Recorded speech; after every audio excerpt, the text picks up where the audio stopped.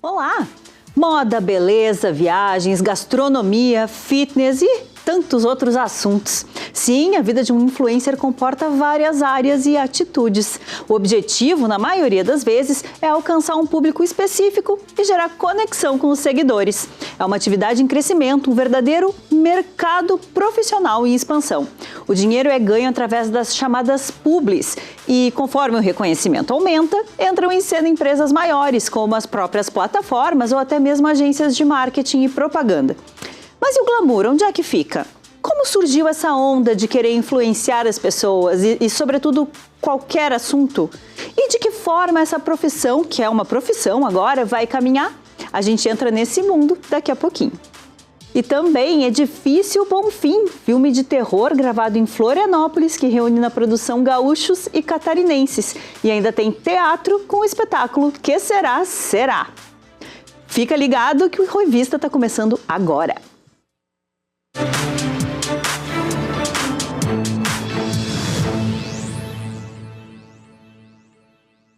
Você deve estar acostumado a ver essa galera na vertical, falando diretamente para a câmera. Eles estão nas redes sociais e têm um papel que vai muito além do entretenimento. Os influenciadores digitais têm se tornado prestadores de serviço e de informação, ajudando o público a escolher o que vai vestir, o que vai comer e até a tomar outras decisões do dia a dia. Mas como é a rotina por trás das câmeras? Essa e outras questões da vida de influencer você assiste agora na reportagem do Carlo Amoretti. Não precisa mais esperar o verão para comer crepe. Esse aqui é um creme de penteado. Tu já conhece a famosa pipoca gigante de Porto Alegre? Quem nunca se pegou comprando algo na internet por recomendação de um influenciador? Ou foi em um restaurante novo porque viu postagens do local nas redes sociais? Eu com certeza todos os dias sou bastante influenciada, tanto em questão de looks, né, inspiração de estilo mesmo, quanto em alguma viagem, o influenciador estava viajando, postou um restaurante, eu penso, quero ir nesse restaurante.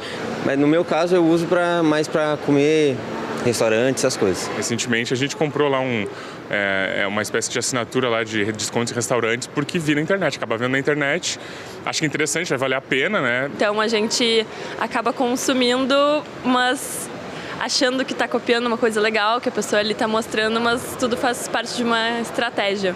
O jeito certo de lavar os vegetais é com água sanitária. Recomendação do próprio Ministério da Saúde. Você vai deixar por 15 minutos aqui dentro, enxaguar na água corrente e deu. Ah, mas aqui eu não tenho tempo. Bom, eu fico na torcida aqui para que você arranje um tempo quando você tiver aí com uma salmonela, uma toxoplasmose. Estratégia. Por trás de um vídeo de poucos segundos existe um trabalho oculto.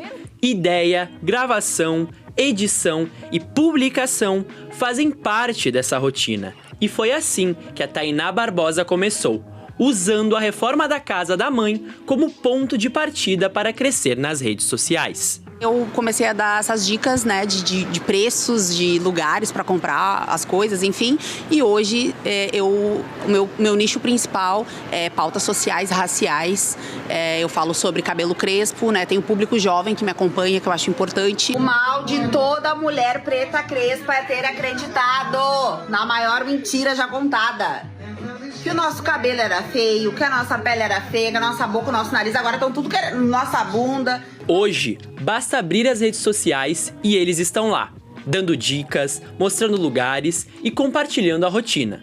Muitas vezes é a partir dos gostos pessoais que surgem os conteúdos. Foi o que aconteceu com a Victoria Paz, que compartilha o que mais gosta de fazer com os seguidores. Eu comecei a gostar, na verdade, de fazer reels e comecei a me divertir, então meus reels são mais engraçados, são mais algo que eu gosto de fazer, que é sair, comer e conhecer novos lugares. E se eu te contar que tem samba no mercado público de Porto Alegre? E eu e minha mãe, a gente foi conferir, né? Já peguei ela pelo braço, porque a gente não é boba nem nada. Em um ambiente com um público cada vez mais exigente, quem produz conteúdo para as redes sociais precisa transmitir uma informação clara, acessível e principalmente útil. fazer dancinha, falar sobre os pagodes, falar sobre cabelo, sobre moda, que é tudo isso que eu faço, mas também passar e sobre estudo e falar sobre a importância da gente ocupar espaços como o evento que eu estou participando hoje. Para quem está começando, o caminho muitas vezes passa pela espontaneidade. O conteúdo surge da rotina e da vontade de compartilhar experiências, sem roteiro, mas com autenticidade. A gente vê na internet vídeos tão iguais sobre o mesmo lugar e a gente fica assim, tá, já vi esse vídeo 1000 vezes, e aí? Então eu prefiro chegar lá, ver o que tem de diferente, ver o que tem de legal pra mostrar. Então é muito... chego lá, vejo e depois eu monto meu roteiro. É mais espontâneo assim pra... Porque não tem como eu montar antes um roteiro se eu não sei nem como é que é, né? Se eu tô indo conhecer o lugar pela primeira vez. Hoje em dia, qualquer pessoa pode gravar e compartilhar informações em questão de segundos. Basta ter um celular na mão que um vídeo simples é capaz de alcançar milhares de pessoas nas redes sociais. Mas quando esse conteúdo acaba por influenciar as escolhas das pessoas, isso exige responsabilidade. A gente precisa ter responsabilidade no que a gente está falando, no que a gente está passando, então não só para compras, né? Até porque eu também não fico incentivando tanto compras, eu acho que tem que ter um equilíbrio também, né? Não dá para as pessoas ficarem se cobrando porque daqui a pouco não conseguem comprar. Então tudo isso engloba a minha preocupação, mas também no sentido de informação. Sempre que eu vou passar uma informação, sempre tento procurar um profissional, até pelo curso de comunicação, acho que a gente tem essa veia mais responsável, né? Sempre tento procurar um profissional para saber do que eu tô falando ou pegar uma fonte confiável para falar sobre o que eu, enfim, tô passando pro meu público. Você não tá tomando isotônico não, né? Ih, mas não pode mais nada agora também. Não pode refrigerante, não pode isotônico, não. Influenciar vai muito além de apenas postar conteúdo nas redes sociais. Influenciar também é informar e fazer parte das escolhas de quem está do outro lado da tela.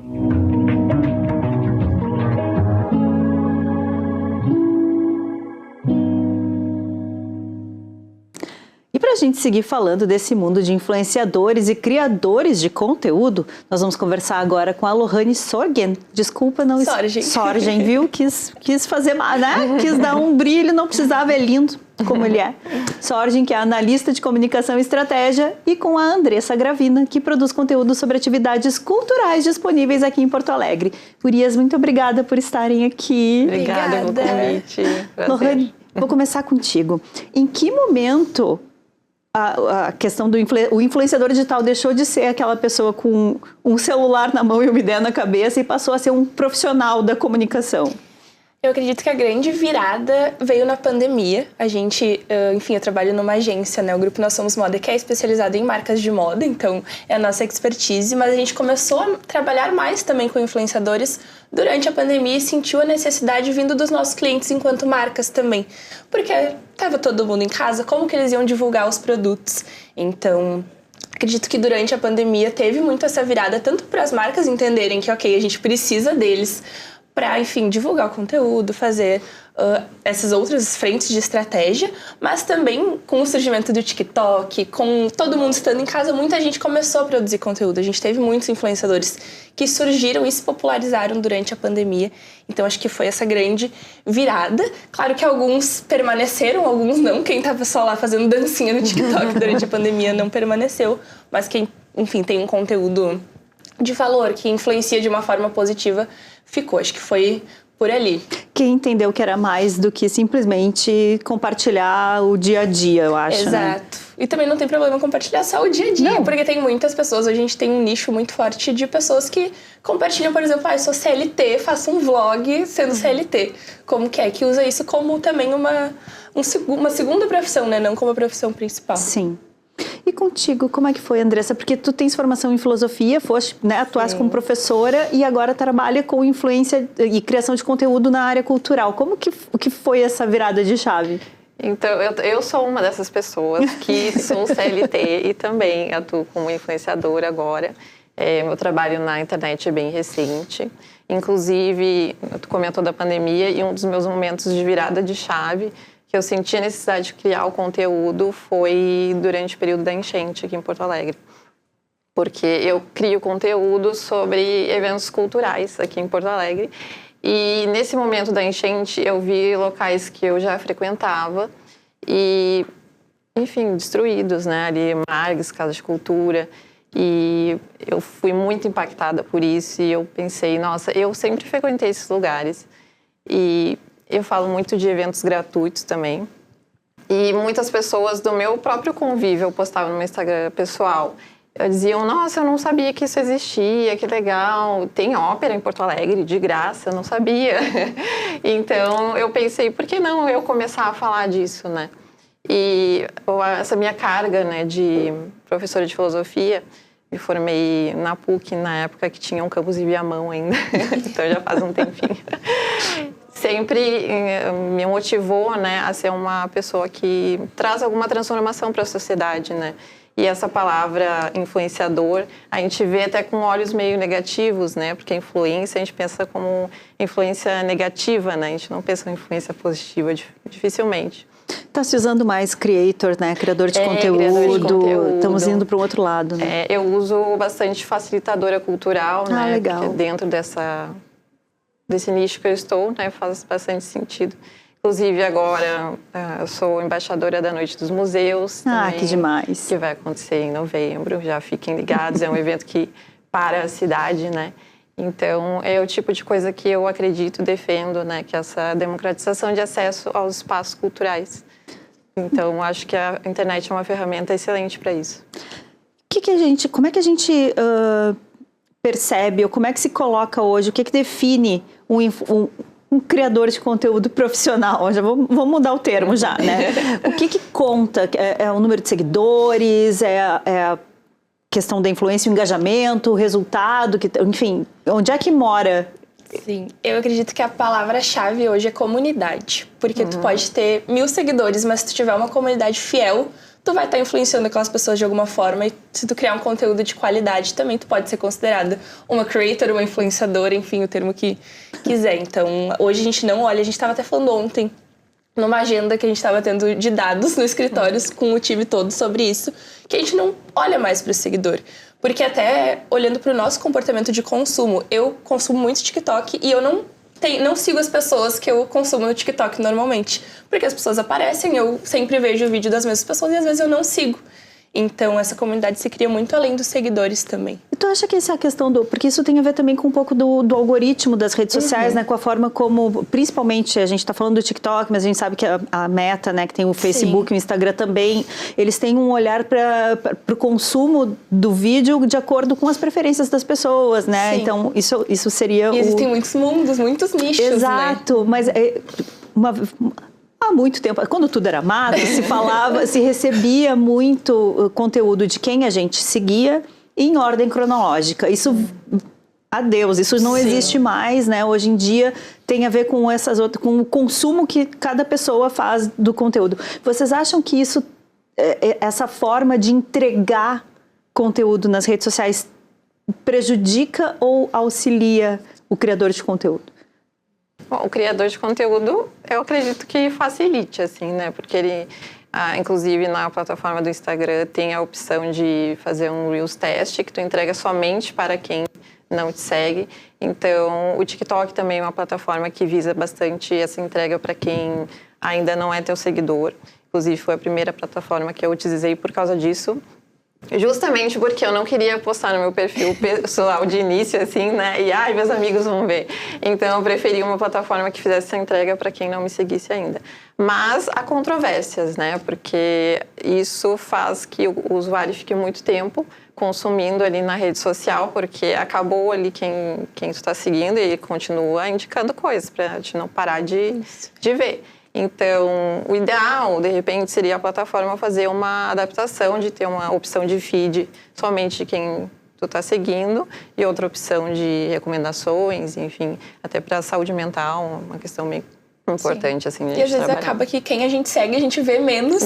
Pelo menos no Instagram eu percebo isso. Eu vejo menos de quem eu sigo do que dos recomendados, né? E para as marcas, Lohane, como é que funciona essa relação com o criador de conteúdo? Em que momento é interessante utilizá-los? Como é que elas entendem esse relacionamento? Sim, vai depender muito da estratégia da marca e aí podem ter inúmeros objetivos, né? Tem marca que vai querer contratar para vender mais, falando do nosso nicho, né, de moda e beleza. Quero vender mais minha coleção, vou lançar uma coleção, ou é uma marca nova e quer ter mais credibilidade, quer ter mais alcance, não necessariamente a conversão. E aí isso vai, enfim, influenciar a escolha do creator também, porque justamente, voltando à parte dos seguidores, que é muito importante a gente falar também, às vezes é um influenciador com 1 milhão de seguidores, mas ele talvez não converta tanto em venda quanto aquele que tem uma comunidade muito forte, mas que tem 5 mil. Então, as marcas têm percebido isso também, e ao contratar os influenciadores, então, às vezes é melhor contratar um menor ou contratar vários menores do que tu contratar um enorme, que talvez vá fazer a tua marca ficar conhecida, mas no fim do dia, enfim, talvez o objetivo não seja esse, seja vender mais ou enfim, então varia bastante, mas as marcas têm entendido e têm tido isso de forma natural, assim, hoje também. Eu percebo que lá na pandemia, em 2020, por exemplo, a gente tinha às vezes que falar, não, olha, é muito importante por isso, tu contratar um influenciador, por isso. E hoje eles já chegam na gente falando, eu quero muito ter uma embaixadora, eu quero muito contratar o GC, que é um outro formato, né, de criador de conteúdo. Então agora acho que eles estão muito mais conscientes, porque eles acabam consumindo muito também, né? Sim. Popularizou e aí fica mais fácil. Mas e também mudou a forma de fazer esse tipo de parceria, né? Porque uma vez, de novo, quando tudo era mato, a gente entrava em contato direto com o influenciador e dizia, quero te mandar, né? E aí era diferente, o review era mais orgânico. Hoje em dia a gente sabe que é um trabalho de marketing digital, né? Como vocês acham que isso influencia o trabalho tanto do influenciador quanto o trabalho da marca em relação ao público? Ainda bate meio tipo, ela está sendo paga para falar sobre isso, ou essa ideia já terminou? E as marcas já entendem que não é mais assim que funciona, vou mandar uma roupa para... né? Eu acho que em relação às marcas vai depender muito da marca. Tem pessoas, enfim, donos de marca que hoje entendem, que levam a sério o trabalho do influenciador de fato, e tem alguns que a gente tem que, enfim, instruir para, não, é um trabalho mesmo, a pessoa não pode receber em roupa, né? A Andressa vai saber falar sobre isso. Mas não pode receber em roupa. Eu até vi um vídeo de uma influenciadora de São Paulo essa semana, que era sobre ela não aceitar, por exemplo, permuta de pizza, de coisas que ela pode pagar pelo serviço da pessoa, porque as duas coisas são um serviço. Então, acho que é controverso, sim, em alguns momentos, mas acho que as marcas estão entendendo mais agora. Mas antes, realmente... Né? E uma das vantagens do micro-influenciador, que eu sou uma, é que a gente tem essa proximidade maior com o público e mesmo com as marcas. As marcas, quando vão me contatar, elas falam comigo mesmo. Então, eu não tenho uma agência por trás e sempre há muita transparência quando essas marcas falam comigo. E se eles enviam alguma coisa, eles falam, não precisa, não é necessário que tu poste, não é obrigado a postar. A gente está te enviando como um presente. Se tu quiser dar a tua opinião, a gente vai ficar muito feliz e vamos receber de braços abertos. Mas não tem um roteiro, eles não enviam para mim assim, tu tem que falar bem, tem que falar isso, isso e isso. Não tem, pelo menos no meu caso de micro-influenciadora, não tem. A gente, enquanto agência também, quando a gente manda como presente, press kit, a gente deixa bem claro para a marca, a gente vai enviar, mas o influenciador não tem obrigação de postar. Mas esse tipo de envio também é muito importante para tu criar uma consistência com o influenciador também, porque às vezes o influenciador vai provar o produto ou a roupa ou, enfim, o serviço, vai gostar e de repente depois vai ter uma parceria e sim, paga, enfim, de serviço mesmo. Verdade.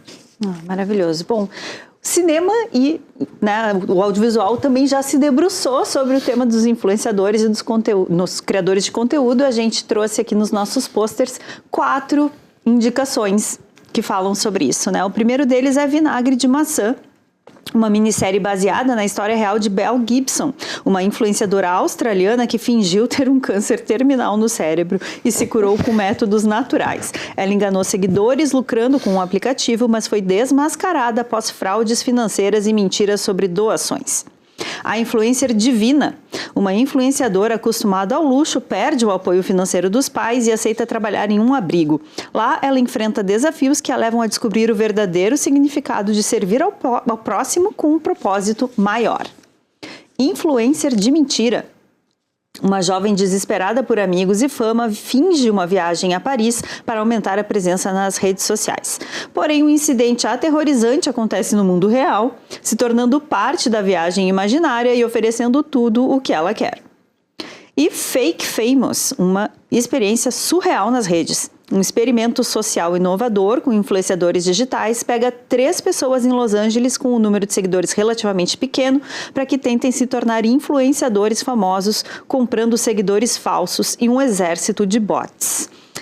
Me chamou a atenção quando a gente fez essa pesquisa que muitos desses títulos, eles têm um viés não muito lisonjeiro sobre o trabalho da influência, né? Por que vocês acham que isso acontece de uma forma mais geral? Assim, como é que a gente explica esse... Pode ser um ranço? Pode ser. Eu acredito que tem muitas pessoas que se prendem a essa ideia de que o influenciador ele não tem embasamento para falar do que ele está falando, ou que ele só fala sobre trivialidades, não fala sobre assuntos relevantes. E, infelizmente, acaba que muitos dos grandes influenciadores são pessoas que realmente têm um conteúdo mais raso, porque é mais fácil de consumir, né? Então, não precisa raciocinar muito ali, né, para processar aquele conteúdo que ele está te passando. E, por isso, acaba ficando um estigma de que influenciador é aquela pessoa que vai falar só ali do cafezinho da manhã, essas coisas. Mas tem muitos exemplos maravilhosos, que nem ali a Mari Krieger, que vocês passaram na reportagem, que traz informações relevantes de saúde. O Ministério da Saúde comenta os posts dela. Aqui em Porto Alegre, Rio Grande do Sul, a gente tem muitos exemplos assim também. Tem a Laura, eu não lembro sobre o nome dela, mas que ela faz com o esposo dela muitos vídeos também e fala de história, enfim, diversos fatos, assim, da indicação de livros. Então a gente tem muitos nichos hoje também que trazem essa maior credibilidade e tiram essa questão do fútil. Que bom, né? E, gurias, avançando agora no tempo, a gente está entrando numa era em que a gente tem a IA generativa e estão surgindo influenciadores virtuais. Qual que é o desafio para a carreira de criador de conteúdo humano em frente a essa novidade aí da tecnologia, na opinião de vocês? Eu acho que se manter autêntico, porque apesar de toda essa questão de inteligência artificial, eu acredito muito que as marcas, principalmente, estão procurando cada vez mais o humano. Então, a gente tem o GC, por exemplo, que se popularizou nos últimos 2 anos, que é um criador de conteúdo que não é um influenciador, mas que vai produzir, por exemplo, usando uma roupa no dia a dia e vai enviar, porque a marca quer trazer a humanização ali para o perfil. Então, eu acredito que cada vez mais, tanto o consumidor quanto as marcas querem a humanização, mesmo com todo esse crescimento da era, enfim, de inteligência artificial. E acho que quem cada vez for mais autêntico e mais real mesmo vai ser mais valorizado. Tu concorda? Concordo plenamente. Inclusive, essa é uma palavra que as marcas usam bastante quando me procuram, que é vamos humanizar o perfil. A gente quer se aproximar do público. Muitas vezes são marcas que nunca tiveram trabalho com influenciador antes e a gente cria juntos um trabalho para trazer essa proximidade com o público, porque o diferencial do influenciador é justamente ter essa conexão, essa identificação com a pessoa que está ali do outro lado da tela do celular. E para mim não faz nem sentido um influencer de... É ser uma pessoa falando com outra pessoa, né? Com o consumidor. Não é um comercial pronto, assim, não é um modelo. É uma pessoa que nem tu ali, então... Sim, esse é o grande barato, né? Exatamente. Gurias, pra gente ir encerrando, então, bem rapidinho, para quem quer começar, uma dica de ouro e por favor, não faça isso. Deixa eu ver. Quando comecei, foi bem... Eu estou no início, né, na verdade. Faz apenas 5 meses que eu comecei e já tive um resultado incrível. Porque acredito que a palavra-chave seja muito essa da autenticidade, porque o conteúdo que eu trago são coisas que eu vivo, sempre vivi no meu dia a dia, e são coisas que eu acredito de verdade. Eu não estou performando um personagem, alguma coisa assim. Então, eu acredito que a palavra-chave seja essa, seja pesquisa, responsabilidade sobre o que a gente está falando e autenticidade. Não faça, por favor, senão a marca não vai poder te contratar. Eu acho que essa questão da responsabilidade que ela trouxe é muito importante, porque hoje, muito além de avaliar quantos seguidores, qual é o alcance, a gente vai ver se essa pessoa passa credibilidade, se ela não está trabalhando com, enfim, às vezes casa de aposta, coisas nesse sentido que às vezes não condiz com o perfil da marca na maioria das vezes. Então, inclusive, já aconteceu casos, não vou citar nomes, mas na agência da gente ter que convencer um cliente a não contratar uma influenciadora X e falar, não, olha, ela divulga essa marca. Enfim, ela só está envolvida não é legal se associar com essa pessoa. Não é legal se associar. Exato. Então, acho que ter responsabilidade sobre o que se fala e ter a autenticidade de encontrar o seu lugar, assim, não tentar falar de um assunto porque tá todo mundo falando. Mas encontrar o que realmente tu tem propriedade para falar. Perfeito. Gurias, arrobas de vocês para que a gente possa seguir, por favor. O meu é @AndressaGravina, tanto no TikTok quanto no Instagram. Agora eu tô mais focada no Instagram, então.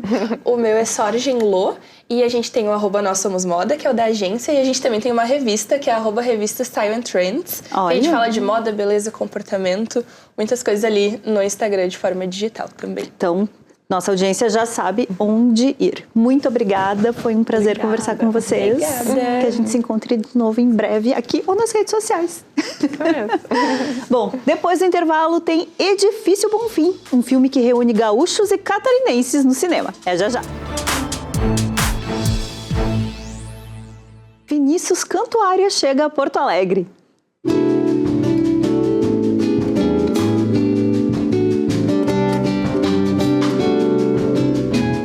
O cantor e compositor traz à capital o show em que comemora 75 anos de vida. No repertório, clássicos da MPB como Só Você, Cheio de Amor e Lua e Estrela.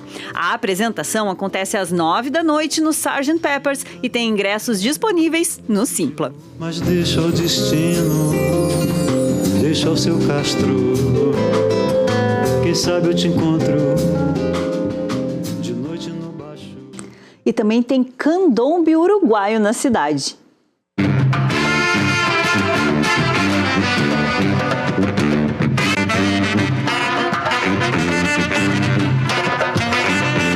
A Ventoleira Orquestra de Candombe se apresenta nessa quarta em Porto Alegre. O grupo uruguaio, que atua como fanfarra de rua, traz ritmos afro para o Espaço Cultural 512 a partir das 10 da noite. Ingressos no site da casa. Déjame salir con ellos porque mi cuerpo no aguanta más. Oigan las lonjas que van diciendo, vengan moreno para el candombe. E os mitos da Ilha da Magia foram transformados em filme. Com 3 histórias fantásticas que se entrelaçam, Edifício Bonfim conta a história de habitantes desse prédio que vivem situações dramáticas e terríficas, envolvidos com sequestros diabólicos, bruxas horripilantes e serial killers ambiciosos. O longa marca a estreia da produtora Lígia Valper na direção. E ela está aqui com a gente hoje no estúdio para nos contar um pouquinho mais sobre o filme. Oi, Lígia. Tudo bom, Renata? Que bom te ter aqui com a gente. Imagina, prazer é nosso. Me conta um pouquinho como é que surgiu essa ideia de transformar a Ilha da Magia num cenário de filme de terror. Nada mais apropriado, né?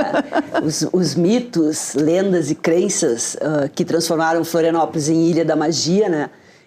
Estão presentes o tempo inteiro das conversas, no que a gente ouve, né? Vivendo lá. E nada mais útil, né, para jogar isso dentro de um projeto. A gente tinha há tempo já queríamos fazer um filme mais atual, um filme sem um pano histórico, né? E quando surgiu esse edital, a gente resolveu colocar, então, esse projeto em curso, né? Botar ele no edital e fomos contemplados. Então, foi assim que a coisa começou. O teu primeiro filme como diretora, Sim. né? Como é que a tua trajetória foi mudando para chegar até aqui? É que, na verdade, eu dirijo desde sempre, só que não longa-metragem. Eu comecei na TV, fazendo programas e... Sabe como é TV, né? A gente sai para fazer, redige um texto para fazer um material, sai, grava, depois volta, monta, edita. Então, tu acaba dirigindo, só que o nome da função não é essa.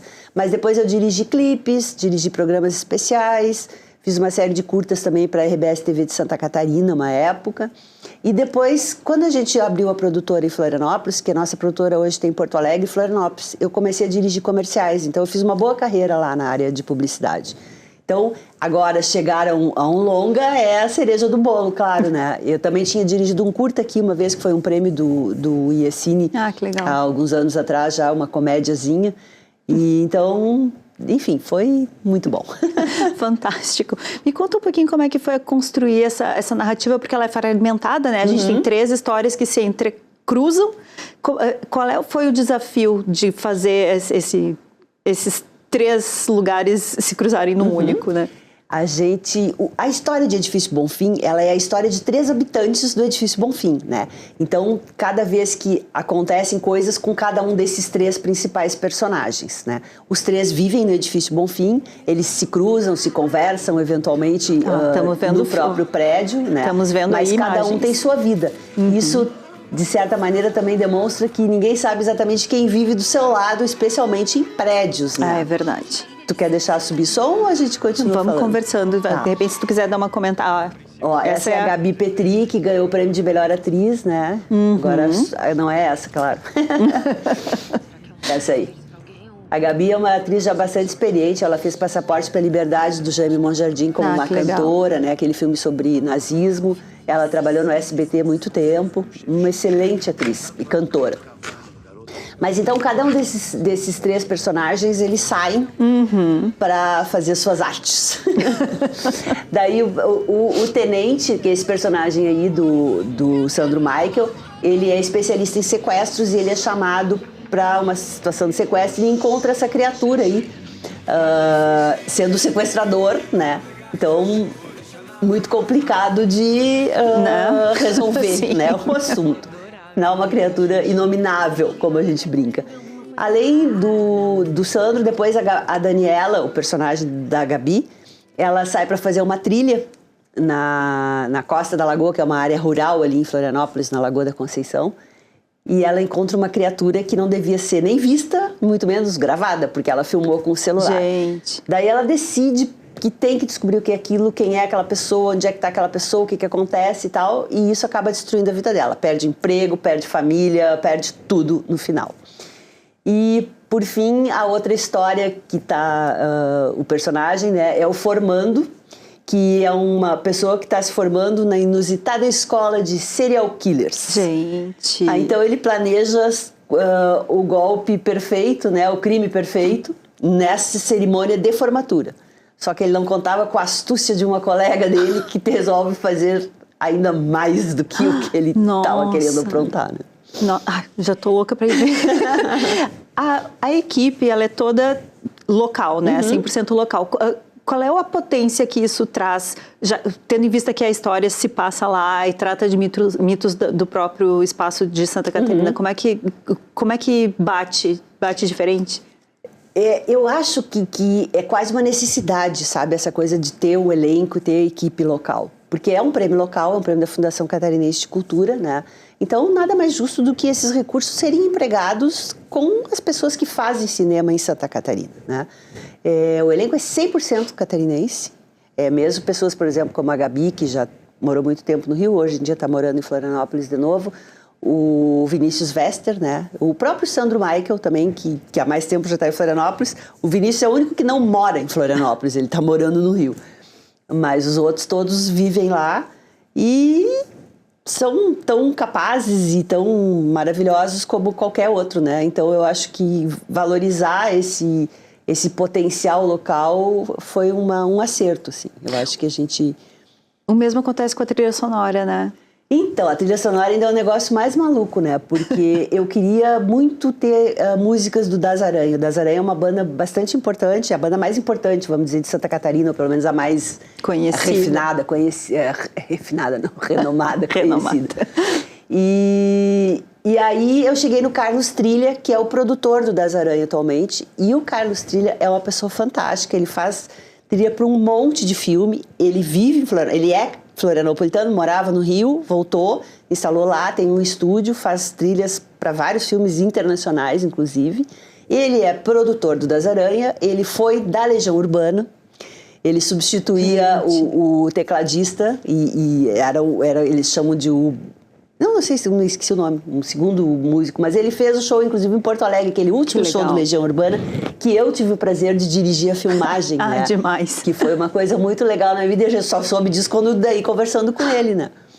Até o mês passado, ele lançou uma música inédita que ele tinha feito com o Renato Russo. Que lindo. Que estava guardada. Então, assim, uma pessoa fantástica, Tem Grammys, 2 pelo menos, ganhados por aquele disco, os discos do Erasmo Carlos, que foi ele que produziu também. Então, tem todo um sabor local, assim, né? Uma outra coisa que eu acho legal de mencionar é como Florianópolis está bonita no filme, sabe? Ela tá com seu esplendor, assim, aquelas paisagens maravilhosas.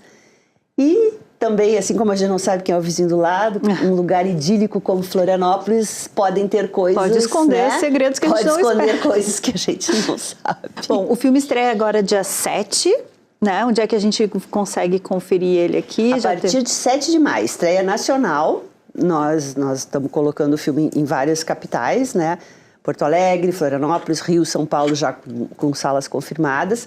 Aqui em Porto Alegre vai ser nos cinemas do Shopping Total. Ah, legal. E esperamos, assim, né? Vamos prestigiar, gente, o cinema brasileiro. É preciso ir ver na telona, a emoção é outra, completamente diferente. E é o que faz a gente ter identidade, né? A cultura, o cinema é tão importante para todo mundo. E para o filme em si, é muito importante que as pessoas vão assistir na primeira semana, porque daí ele consegue virar o que eles chamam de semana, né? Ele estreia sempre quintas-feiras, todos os filmes estreiam quintas-feiras. Sim. E aí na outra quinta-feira ele rebater e permanecer, né? É isso. Então o público, eu tô chamando o público, vamos ver, gente, vamos cinema nacional. Eu, inclusive, verei e levarei meu copo maravilhoso, que ganhei aqui de presente, lindo, do Edifício Bonfim. Lígia, muito obrigada, parabéns. Posso? Rapidinho. Sigam, por favor, Edifício Bonfim, _ o filme, né, no Instagram, né, @Edifício Bonfim, _ o filme. Tem promoções, tem cenas inéditas, tem bastidores, cartaz, tá tudo lá.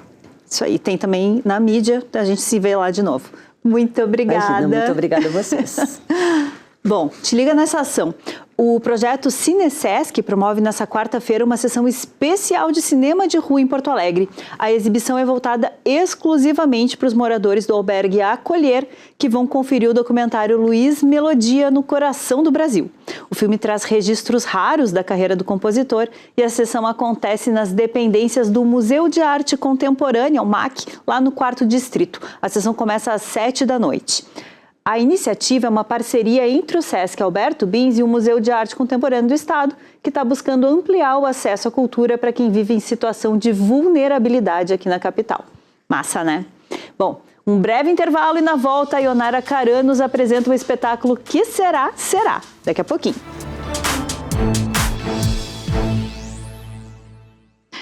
Olá, Ionara Caran chegando a partir de hoje com o quadro Artes Cênicas. Tudo bem, gente?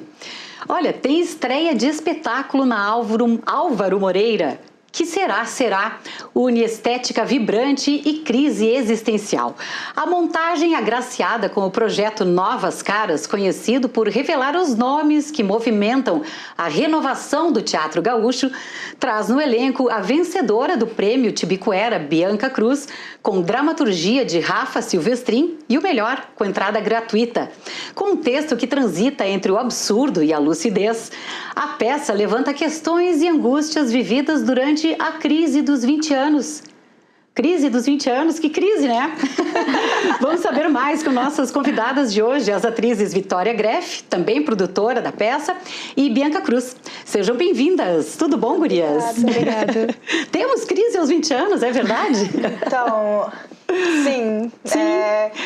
Em inglês chamam de quarter life crisis, né? Eu lembro que quando a gente começou a pensar sobre a peça, a gente conversou muito sobre séries como Fleabag, assim, em que tem essa coisa da gente se sentir meio perdido, assim, principalmente num contexto pós-pandêmico, né? E a gente aqui, né, pós-enchente, tipo, o que a gente tá fazendo da vida? Pra onde que vai? Tem sentido ir atrás de alguma coisa? Quanto tempo mais a gente tem aqui? É um pouco isso, assim, que a peça fala, eu acho, um existencialismo. Bianca, ganhadora do prêmio, parabéns primeiro, né, pra ti, meus parabéns. Muito obrigada. E qual a tua opinião também a respeito, assim, dessa fase da vida? Existe, sim. Existe, né? Porque principalmente quando se trata de jovens artistas. Foi daí que surgiu o nosso intuito inicial, né? Nossas conversas iniciais, porque a gente se vê como essa geração formada após a pandemia, que enfrentou outros problemas aqui no nosso estado, e também nos vemos como artistas, né? Esse trabalho ele surgiu dentro da Universidade de Artes Cênicas, então uma coisa que nos foi ensinado, que eu realmente digo que veio dos nossos professores, é o fato que criar arte sempre tem que ser da nossa emergência própria, daquilo que está realmente dentro da gente. E a gente se viu perdido. A gente se viu perdido. Como que a gente é alguém ou tenta ser alguém nesse mundo que está colapsando, né? E se entender como um adulto, realmente, né? E enfrentar a vida como uma pessoa formada num mundo que não nos quer... né? Caótico, dessa forma. E, então, a gente se deparou, né, com leituras de peças mesmo existencialistas, como Sartre, por exemplo, Entre Quatro Paredes, né? Foi uma das nossas breves referências, né? Enfim, foi esse mundão em conflito, assim, que a gente viu, ok, vamos fazer teatro sobre isso? Eu falei brincando, né? Porque também quando eu já tive meus 20 anos... É claro que a gente lembra de crises existenciais e não pensa que é porque a gente é jovem que não sente e que não tem medos, né? Os boletos os pais estão pagando ainda algumas vezes, mas a gente também está naquele dilema do que eu vou ser, né? O que eu não vou ser, o que eu gosto, o que eu não gosto. É difícil mesmo. E assim, o nome da peça me chamou muito a atenção, né? Tem essa vibe, assim, tipo, o que tiver que ser, vai ser, porque me passa um pouco dessa ideia. É mais ou menos isso o enredo? Exatamente isso. Foi a última coisa que a gente decidiu, né? Foi o nome. A gente estava perdido, peça sem nome, vai ser peça sem nome. Mas mais difícil vocês já tinham, né? A história, o enredo. E aí o meu orientador, Clóvis Massa, né? Professor doutor, ele é incrível. Ele falou, nossa, o enredo de vocês me lembra muito aquela música que será. Não sei se é da Doris Day, mas a gente usa a versão interpretada por ela. E de fato, né? Essa é a ideia da peça, né? Fechou. É isso aí. Vou falar um pouquinho do elenco, né? Claro. Acho que vocês podem chamar aqui também os outros artistas e falar um pouquinho dos personagens, né? De vocês, começando pela Bianca. Eu faço a Verônica nessa peça e todo o nosso universo, ele brinca muito com o que acontece quando eu entro em contato com uma pessoa totalmente diferente de mim. E isso acentua quem eu sou e acentua o outro, né? Então a gente explorou isso nos nossos personagens, assim. Personalidades opostas, ou que às vezes, por breves momentos, se encontram. A Verônica é uma mulher muito séria, muito contida, muito preocupada em enviar e-mails. Mas ao longo da peça isso vai se transformando em inúmeras outras cores, assim, do que a Verônica pode ser. Então ela é muito divertida de fazer porque os meus outros personagens, eles costumam ser muito energéticos, assim. E ela é mais contida? Isso, é toda uma energia contida dentro de si, assim, uma retidão. Qual é o drama dela, da vida dela, dos 20 anos dela? Sem dar spoiler, né? Sem dar spoiler. É sentir que pode, que está tudo bem não pensar nos detalhes de tudo, a tranquilidade de dançar porque quer dançar, entende? É esse o drama dela, toda essa dureza do corpo até que aparece nessa personagem vai se perdendo e depois volta, sabe? É algo bem fascinante de fazer, eu gosto muito de fazer a Verônica. Que bacana. E a tua personagem? Minha personagem se chama Elora e ela é bem o oposto, assim, da Verônica. Ela é uma personagem que já está naquele ambiente quando os outros dois chegam. Então vira aquela suspeita de quem é ela nessa sala. Será que foi ela que armou isso tudo? Ela é uma personagem meio etérea, assim, e ela tem uma certa infantilidade, uma inocência, assim, que ela quer se conectar com as pessoas mesmo, né? Então, quando eles chegam, ela quer entreter e ela quer receber. E, meu Deus, quem é essa gente? Deixa eu mostrar um pouco do que eu sou, o que eu consigo fazer. E essa curiosidade. E ela busca mesmo essa conexão com as outras pessoas. Acho que a peça, no final, tem esse sentido de... Independente do que acontecer, eu acho que o sentido talvez esteja no que eu compartilho com a outra pessoa, assim. Tava me lembrando agora do filme, que não sei se vocês já viram, mas é um clássico dos anos 80, que é o Clube dos Cinco, né? Sim, me remeteu um pouco, é mais ou menos isso que vocês se inspiram, né? Eu imaginei assim, vocês ali juntos, os jovens. Quantos são? São 3. São 3 atores? 3 atores. O outro é o nosso amigo, Victor Guimarães, ele faz o Alexei. E aí esse personagem, ele já tem uma coisa mais do ego, assim, que ele quer se provar.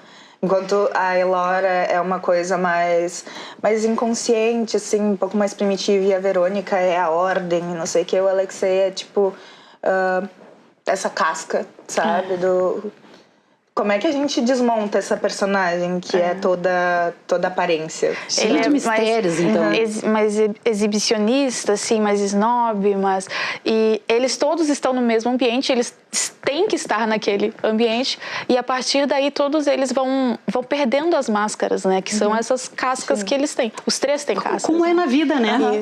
E vocês estavam me falando, né, que durante a faculdade vocês fizeram essa montagem, vocês apresentaram e vocês tiveram um retorno do público diferente dessa primeira apresentação, porque é estreia, gente, mas elas já apresentaram, né, a primeira noite, temos mais 3 apresentações ainda. Eu queria que vocês passassem isso para o público, essa diferença que tem, né, como é que foi essa experiência de vocês com o público da faculdade e agora um público real, né, o público que vocês não conhecem ninguém, que tem variadas idades e, enfim, e visões, né? Então, nós passamos nesse edital Novas Caras, que inclusive ele tinha parado por um tempo, né? E muito bom que voltou, porque é uma grande oportunidade para quem está iniciando nesse meio, porque às vezes acaba muito fechadinho, assim, as pessoas já se conhecem, como é que eu entro? E nós estamos acostumados com o DAD, o público do DAD é teatreiro, o DAD é o Departamento de Arte Dramática, né? Então o pessoal já conhece, já todo mundo é artista, né? De certa forma, curte. Tem uma cultura, né? Claro. Do teatro, assim, como eu me porto, quando eu rio, eu posso rir. Sabe? Tem um pouco de... Às vezes as pessoas que não costumam frequentar o teatro ficam, meu Deus, eu posso rir. E aí tem um pouco disso quando chega o pessoal de fora, digamos, que é o que aconteceu agora com Novas Caras. A gente percebeu talvez às vezes as pessoas um pouco acanhadas, assim, tipo... Porque a nossa peça tem isso, né? Um pouco do absurdo do existencialismo, mas o absurdo é pra rir do ridículo. E às vezes as pessoas ficam, meu Deus, eles estão falando de coisas pesadíssimas, mas eu posso dar risada. E que bom trazer esse impacto, né? Que bom vocês experimentarem isso, ter essa experiência. É esse impacto que vocês imaginam. O que a peça quer levar para esse público? O que vocês esperam do público? Que sensações vocês esperam despertar nessas pessoas que vão assistir? Essa peça, para mim, ela é muito carinhosa até. Porque a gente tem momentos de um absurdo total, que o riso vem, que o cômico vem, porque a coisa é escrachada, e depois você tem momentos muito singelos, assim, de uma poesia que a gente busca, que trazem de volta pro pensamento sobre o ser e o existir, né? Então, ele é uma pequena montanha-russa, assim, mas ela é muito, muito leve ao mesmo tempo. E isso eu acho que é algo raríssimo que a gente conseguiu encontrar o equilíbrio de falar sobre certos tópicos, né? O medo da vida, o que é ser, todas essas coisas, fazer isso de um modo leve. E a gente conseguiu encontrar esse ponto, assim. Então, eu acredito que é isso, assim. A nossa proposta principal para o público é falar sobre esses aspectos, mas de uma forma que pode ir a família inteira, que pode você e seus amigos assistir. Isso, sabe? Que eu ia perguntar, uma peça boa, assim, de repente, para levar pais e filhos, acho que de repente para os pais até se tocarem de algumas coisas, assim, digamos assim. Tem essa ideia também? É interessante. A gente queria muito que as pessoas saíssem com uma sensação... Acho que agora tem se falado muito sobre performar, sobre o que é performático e tal. E a gente fala muito sobre... Ai, gente, por que eu não posso só ser? Entende? Tá puxado, né?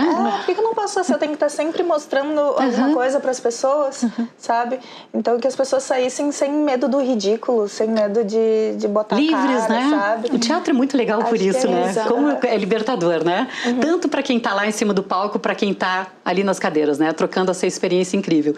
Gurias, muito obrigada. Eu vou, antes de encerrar, vou pedir para vocês passarem o serviço, convidar o pessoal de casa para ir assistir vocês, então... Claro. Por favor.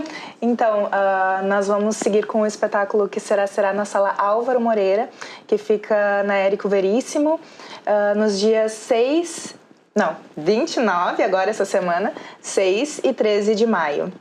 E esperamos vocês todos os dias, todas as quartas-feiras, às 19 horas. Isso, e a entrada é gratuita, então você pode convidar o pessoal aí para adolescente, adulto também. Vai ser bem legal e divertido numa quarta-feira de noite. Se você tiver a fim de ver uma peça leve, bem humorada, assim, que vai te fazer pensar também, é ótimo. Que será na Álvaro Moreira. Tira o ingresso antes, né, gurias? Ali na plataforma Simpla, né? No Simpla. Vocês podem entrar na página do Instagram da Coordenação de Artes Cênicas e lá na bio deles tem link também e nós vamos estar compartilhando também nas nossas redes pessoais. Isso. Podem divulgar, por favor, as redes, gurias. Sim. Meu é @VitóriaGrefe, como o meu nome já escreve, Vitória sem C, Grefe, GRE, 2 Fs. E o meu é Bianca, com 4 As, Cruz. Rapidinho o pessoal encontra vocês. Que bom, gurias. Parabéns, desejo muito, muito sucesso. Quem sabe eu vou lá ver vocês. Obrigada. Adoro teatro. Tá? Obrigada. Não tem desculpa, viu, gente? Entrada gratuita. Mais acima de 14 anos, né, gente? Dura 50 minutos. É bom lembrar, tá bom? Obrigadão, gurias. Até a próxima. Muito obrigada. Valeu. A gente vai ficando por aqui, gente. Até o próximo Artes Cênicas. Beijos.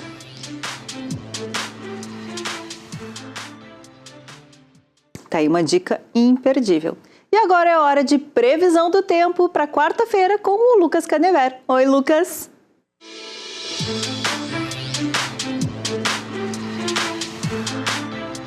Oi, Renata! Olá para você também que nos acompanha diretamente do estúdio do Tempo da Rede RS.